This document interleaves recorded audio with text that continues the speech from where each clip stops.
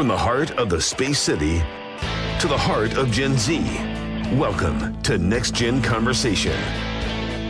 Not Dad's talk radio. Ethan talks to you about the issues and events that matter to our generation. This is the Next Gen Report with Ethan Buchanan. Hey, good evening, Texans and Americans all over the country if you're listening to me from wherever, really. I know that this show airs terrestrially on AM 950 KPRC in Houston, WOAI in San Antonio, and KFXR in Dallas, but it's podcasted everywhere, all right? The video, we're running a video right now as I'm broadcasting live. The camera is rolling, so if there's visual elements that we discuss today that you want to actually take a look at, and there will be, I'm telling you right now, there will be. If you're hearing me on the radio right now, you're going to want to go follow me on X so that you can actually watch this broadcast. Obviously, keep listening to me because it's great. But there are live video elements that really add to the show that you're going to want to check out. So follow me on X at _Ethan Buchanan, Buchanan. And to those of you who are watching me there from anywhere in the country, not listening to me live on terrestrial radio in the great state of Texas, good evening to you as well. Happy Easter, everybody. Let's not let that fall by the wayside. It is the most important holiday of the year. It doesn't get as much pomp and circumstance as Christmas, for example. I think it gets a lot more hate that it doesn't deserve. Every Easter, there's some obnoxious person that's going, Easter is just a pagan holiday and the Catholic Church turned it into whatever, la-di-da-di-da. I don't care. The fact of the matter is a lot of holidays from a lot of different religions and a lot of different cultures all tend to kind of coincide with each other. It's a coincidence. What we do know is that this is when Jesus Christ rose from the dead, and it's worth celebrating. If it happens to coincide with the pagan holiday of Easter, I don't care. All right? We all know what we're celebrating on Easter, and it's not some pagan god. It's our Messiah rising from the dead, conquering death, hell, and the grave, and then opening that path up to all of us. He is risen. Praise God. Happy Easter, everybody. I felt like I wanted to say Happy Easter. It's one that doesn't get the attention it deserves. So anyway, moving on from that, I want to ask you real quick to support our show sponsor. If you've listened to me for a while, you've heard this pitch before, and I'm going to give it to you again because these guys really are great. This is a great Texas-based Christian company that makes a fantastic product, Deus Volt lapel pins. Again, they have a pin for everything. If you love Texas history, they've got pins for that. If you love the United States of America and American heritage, they've got pins for that. If you love the Lord Jesus Christ Almighty, they've got pins for that. Historic Christian symbols is my favorite section on this entire website because they have got so many really cool symbols from all sorts of different denominations. If you're a person of faith, there's something for you here. And even if you're not, listen, I'm not going to try to proselytize to you here on the radio. I don't think that's a good medium for that.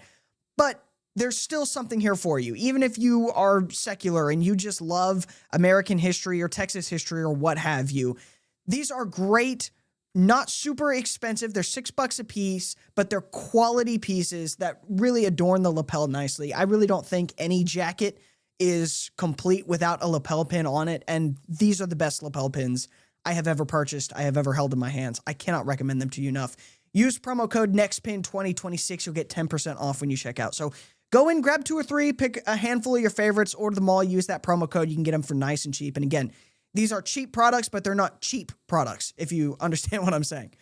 So go check that out. Now, anyway, moving on. We do have so much to talk about today. This is not going to fit into the hour, so I'm going to go ahead and early plug my Wednesday show. We're going to be talking about all of this more probably on Wednesday as well, just because I don't have time in just my 1 hour here on Sunday evenings with you. But let's start with the war in Iran. Now, again, a lot of people continue to be concerned that this is going to be a forever war, and I don't want to write off those concerns. Obviously, that's a valid concern. We don't want another forever war. That's not a good thing. However, I don't necessarily think that those concerns are entirely justified at this point. Or let me rephrase that. The concerns are justified, but I don't think saying this is definitely what's going to happen is justified. I think a lot of people are scared from the past. They're almost overlearning the lessons of the past, and now they're blaming President Trump for forever wars in the past and then kind of projecting that onto this Iran conflict. I don't think that's what's going to happen. It doesn't seem to me that that's what President Trump wants. He gave this big speech on, I think it was Monday or Tuesday. I can't remember which. It's been such a long week.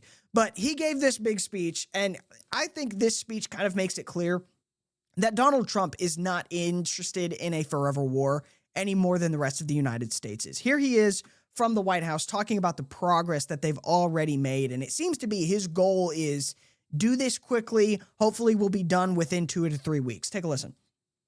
I've made clear from the beginning of Operation Epic Fury that we will continue until our objectives are fully achieved.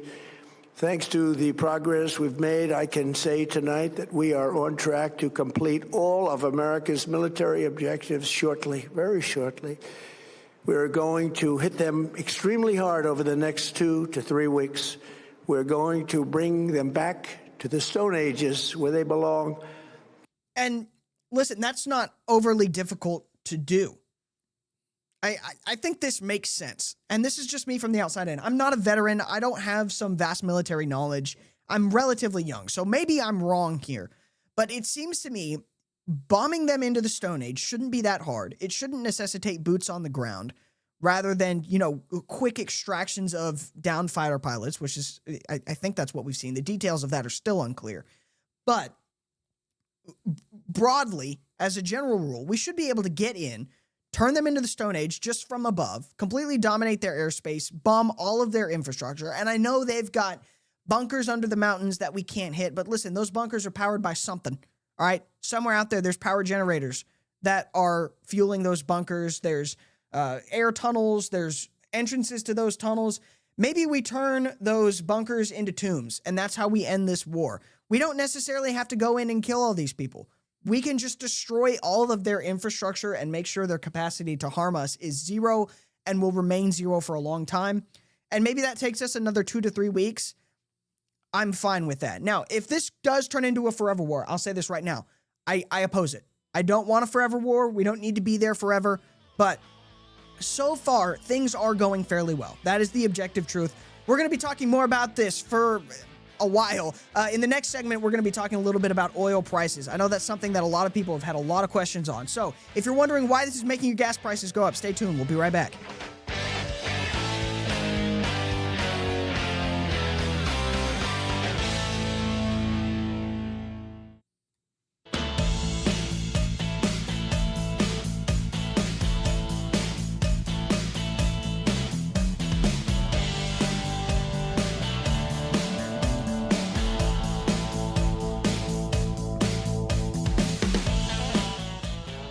Alrighty, welcome back, ladies and gentlemen. This is the Next Gen Report. I am Ethan Buchanan. It is a pleasure to be back with you. I'm going to start this segment off a little bit differently. I've never done this before, but I'm going to take a swing at it. We'll see how it works out. First of all, I want to ask your help with something. I am making a very active effort to be a little less animated 100% of the time on this show. Somebody recently, a good friend, somebody that's been in broadcasting for a long time, gave me that piece of advice. He listened to my show for a little bit, some of the podcasts, and he was like, your content is good, but you're always very loud. And I think he's right. I do have that problem. And so I'm trying to work on that, but I'm going to need your help with that. So I'm going to ask you, after listening to the show, reach out to me on X. Let me know how I did. @ Ethan Buchanan, Buchanan. You can shoot me a DM. You can just tag me in a post and just say, hey, you didn't seem to be as yelly. Thank you. And I'd appreciate that. Just because I'm trying to be a little bit more relaxed as I broadcast. I'm still fairly new to this, guys. I haven't been doing this for a long time. So you'll have to give me a little bit of slack here, but I'm working on that, and I'm going to ask you, the listener, to hold me accountable here. I also want to give a quick shout out to somebody that has reached out to me a couple of times on X, and we've had a handful of good conversations. I'm not going to throw his name out there for everybody, but I will say his name is Michael. He's been a listener for a while. I think it seems that way from his interactions with me on X. And I just wanted to say, hey, Michael, you know who you are. You've reached out to me after a couple of Wednesday broadcasts, and I just want to say thank you for listening. Thank you for reaching out. I appreciate it. And who knows if he'll hear this, but there, I did it. And hey, again, I'm trying to build a community here. This isn't just me talking at you. I want us to have discussions. That's the goal here. I want people to think, come to their own conclusions about whatever various political issues of the day. I'm just here to share my thoughts and hope that gets you thinking as well. That's my goal. So reach out to me on X. Let's have some conversations. Let's just talk with each other. We don't get enough of that in our society, and that's what I want to do with this show. Now, moving on, we're talking about the Iran war, and obviously the big thing here is the oil, right? That's what everybody cares about. I mean, as much as we all want to say, oh, what about the civilian casualties? Oh, what about the la-di-da-di-da? At the end of the day, no matter how much you play about being concerned with national security or civilians or the environment or whatever your little side issue is with this war, you're concerned about the oil because that's what affects you. That's what hits you. That's what hits your pocketbook is the oil prices. And a lot of people have been wondering, okay, well, why in the hell does this affect us at all? Right? Because, I mean, we don't necessarily need Iranian oil. We've got our own oil, right? That's a whole big thing here in Texas is our oil economy. So a lot of people have been very confused as to why something happens in the Middle East and our prices skyrocket. We're going to talk about that in this segment. I want to start by just letting the president have the first word. This is again from that same like Tuesday or Monday speech. It was one of those two. I can't remember which one it was. Again, it has been such a long week. But here he is from the White House talking about, one, we don't need Iranian oil, and two, everybody that's complaining about oil, namely those European nations, is who he's really talking to here. Come help us finish this war and get the Strait of Hormuz open. Stop sitting on your hands and actually participate. Here he is saying that. The United States imports almost no oil through the Hormuz Strait and won't be taking any in the future. We don't need it. We haven't needed it, and we don't need it. We've beaten and completely decimated Iran. Real quick, put a pin in that statement right there. We don't need it. We haven't needed it. We won't be taking it in the future.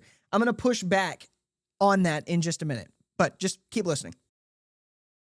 They are decimated, both militarily and economically and in every other way. And the countries of the world that do receive oil through the Hormuz Strait must take care of that passage. They must cherish it. They must grab it and cherish it. They can do it easily. We will be helpful, but they should take the lead in protecting the oil that they so desperately depend on.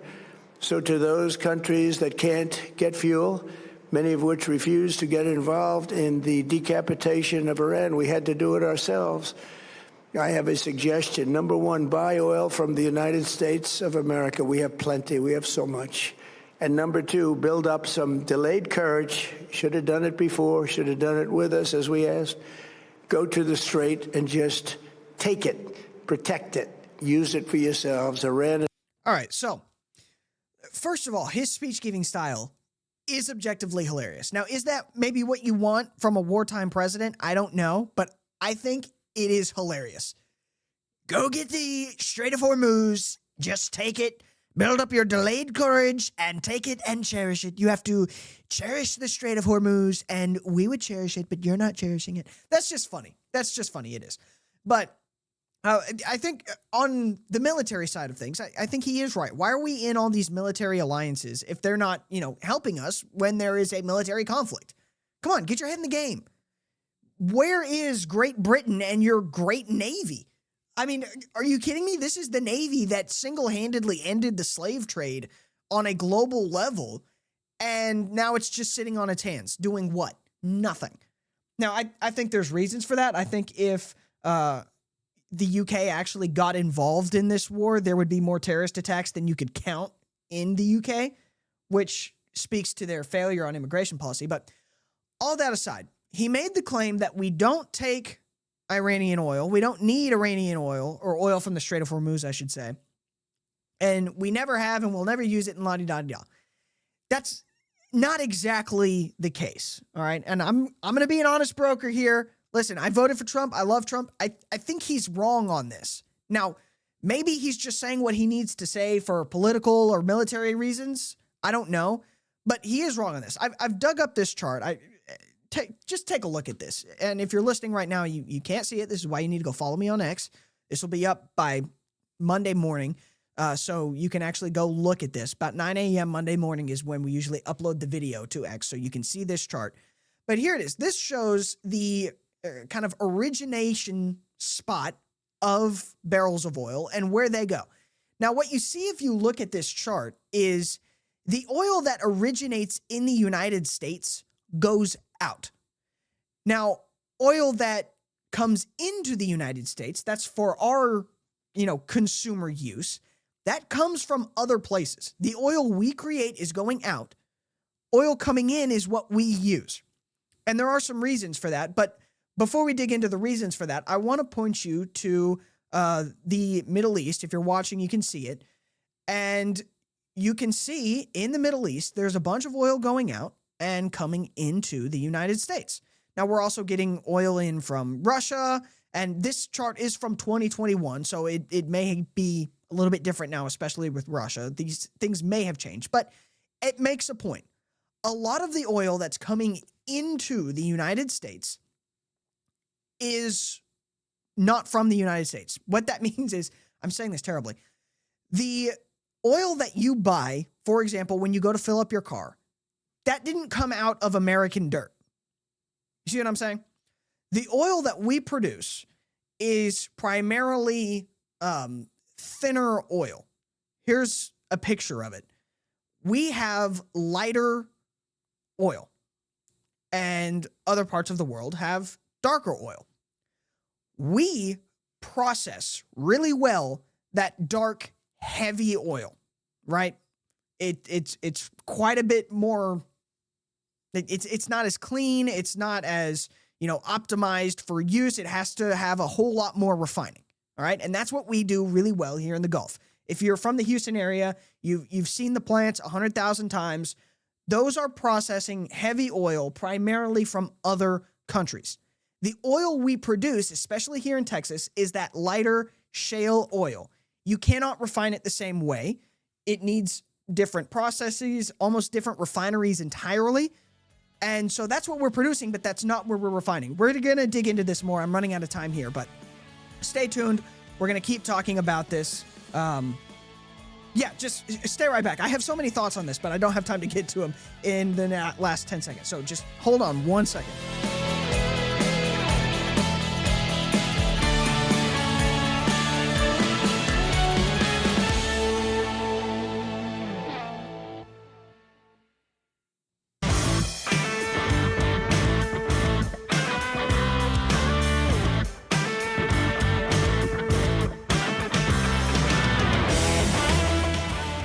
Ladies and gentlemen, once again, the X page is @_Ethan Buchanan, Buchanan. It's where all my content is. If you like what you've heard so far, you're probably going to like what you're going to hear for the next 20, 30 minutes. And so I'd encourage you to check me out there because there's even more of it. Again, we do the Wednesday show. It's airing right now on KPRC Live. We usually just do that as a podcast, but we've had a slot open, and so we've been able to fill in there. So if you're listening in the Houston area, you can listen again live in the Houston area on Wednesday on KPRC, or you can just follow the podcast. It makes it a little bit easier. All right, so we're talking about why the war in Iran is causing our oil prices to jump up. And obviously, President Trump said it there in that last segment. You just heard it. We don't need their oil. We produce our own oil, la-di-da-di-da.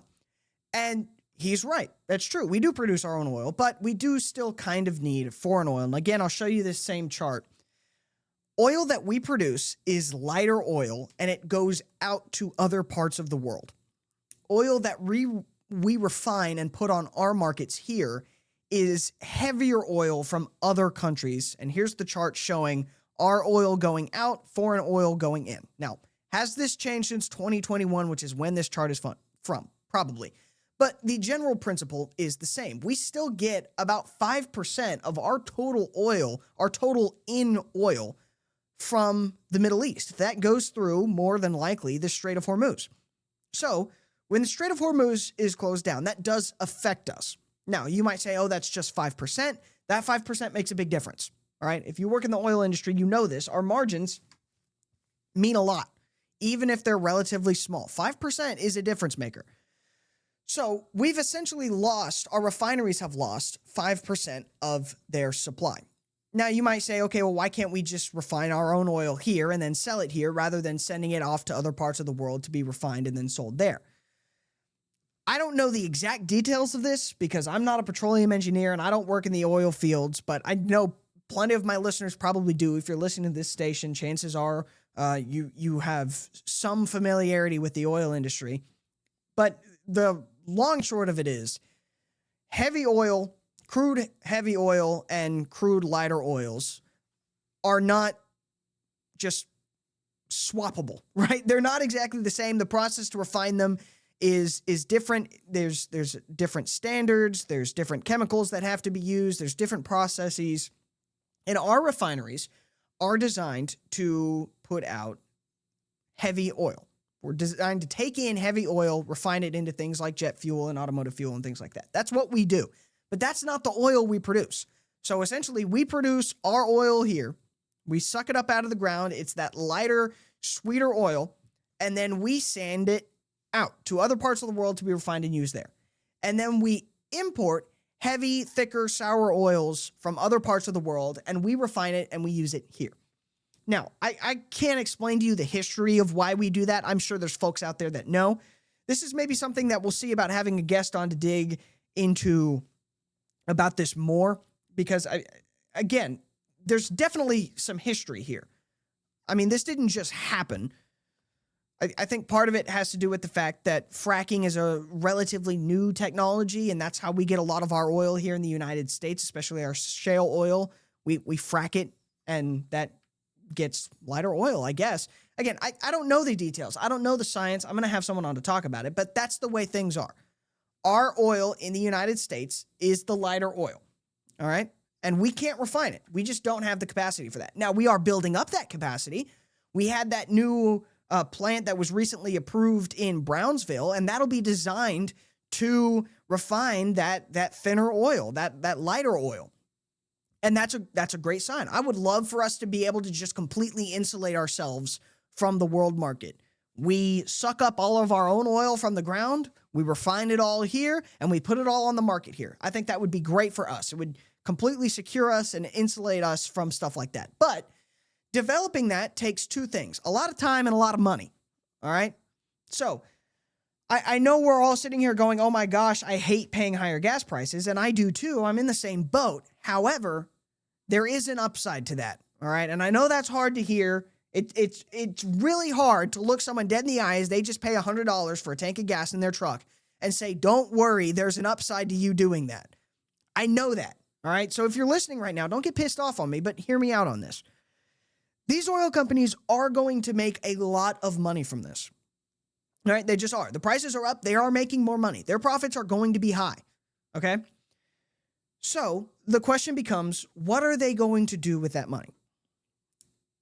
If they were smart, and if the government was smart, the government would be pressuring these companies to start developing some of these refineries that can process our oil, our native oil.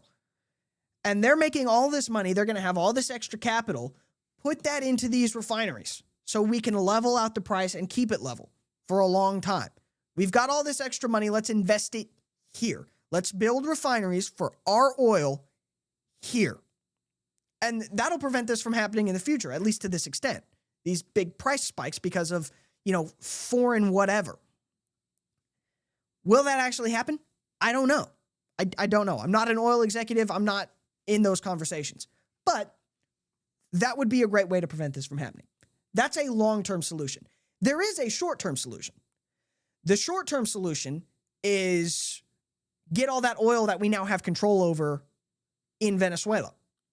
Venezuela produces that same type of heavy oil that we can refine, all right? And they have a bunch of it. We've heard this time and time again, especially in the last several months. Venezuela has huge amounts of crude oil that we can refine. Now, I think at the end of the day, President Trump did screw up the order of operations here. All right. And don't hate me for saying that. I know, listen, I love President Trump as much as the next guy, but I think what he should have done is make sure we have Venezuela completely opened up. Make sure we have plenty of oil flowing in from Venezuela before attacking Iran. Because he had to have known that when you attack Iran, they're going to close the Strait of Hormuz. They're just going to do it. So before they close the Strait of Hormuz, cutting off 5% of our oil, and again, that 5% does make a difference. Before we do that, let's make sure we have more than enough Venezuelan oil coming in. Then we attack Iran, and it doesn't matter. Our prices won't go up because we still have plenty of oil coming in from Venezuela. Instead, we've attacked Iran, and now we're opening up Venezuela. Now, that is progress, right? Good things are happening. I do still firmly believe this will be a temporary price shock because we've already seen huge progress on getting Venezuela opened and getting Venezuela oil into the United States. But I feel like if at all possible, we probably should have waited at least several more months before attacking Iran. Now, maybe there was some existential thing. We had to hit them now. We had to go now. We can't wait. I don't know. I'm not in those conversations. That's high-level classified stuff that's going on in the Pentagon. I don't know. But in a perfect world, we have massive amounts of oil flowing in from Venezuela. We had a trickle. We had a trickle of oil coming in from Venezuela. We needed a massive flow of oil coming in from Venezuela. And then we hit Iran. That's not what happened. I don't know what to tell you. I think Donald Trump messed up. Now, maybe he had to do that. Maybe he had to hit Iran early. I don't know. I'll give him the benefit of the doubt, I guess, but I would have preferred him wait. But anyway, the long and short of it is, our oil goes out to refineries across the world. Crude oil comes into the United States and is refined here in our refineries and then goes to our markets. All right? We have lost 5% of that crude oil supply from the Strait of Hormuz being cut off. We need to backfill that with Venezuela. All right? And we can do that. We can, but it is going to take a little bit of time to get done. Now, progress on that, like I said, has already been underway. We're already starting to see that really ramp up, and I'll give you some examples of this. U.S. lifts sanctions on Venezuelan interim leader Delcy Rodriguez. This is from the BBC, of all places. So again, I keep getting this accusation on TikTok that I only use right-wing sources. That's not true. This is from the BBC. The United States has lifted sanctions on Venezuelan interim president Delcy Rodriguez. The move comes less than 3 months after U.S. forces seized the country's previous leader, Nicolas Maduro, and his wife in a military raid in Caracas. And so she was sworn in as the interim president. We are now normalizing relations with her. That is a good thing. We have also had a bunch of, I guess, more kind of political things, not necessarily economic things, but it looks like our diplomatic ties are being opened back up. Our consulate in Venezuela is being reopened. That is a good thing. As we normalize those relations, as we get maybe some of our State Department personnel on the ground there, we make it a little bit easier to operate in Venezuela, to do business in Venezuela. That will allow more oil to flow into the United States faster from Venezuela. We can then refine it. It'll hit our markets. It'll bring our price down. I know this is very complicated stuff, and I probably didn't explain it very well, but I hope it gives you some idea of why your price at the pump has gone up. We'll be right back with more of the Next Gen Report in just a minute.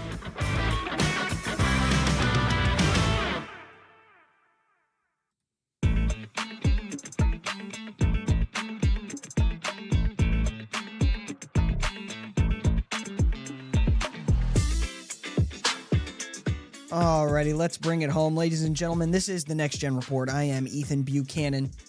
One last time on X at _Ethan Buchanan, Buchanan. Again, there were a lot of visual elements in this show. If you want to see some of them, that's where you can go to just kind of take a look at them, review them, see if I'm, crazy or if what I'm seeing on these charts makes sense to you. At _Ethan Buchanan, Buchanan. I think that's enough of the oil talk. We could go on about this all day. Oil and gas, geopolitics, war, all of this stuff is very complicated. There is no shortage of things I could say about them. I'm only confident about 75% of it will be correct. So Moving on, I think we would be remiss if we didn't discuss the birthrights citizenship case before the Supreme Court right now.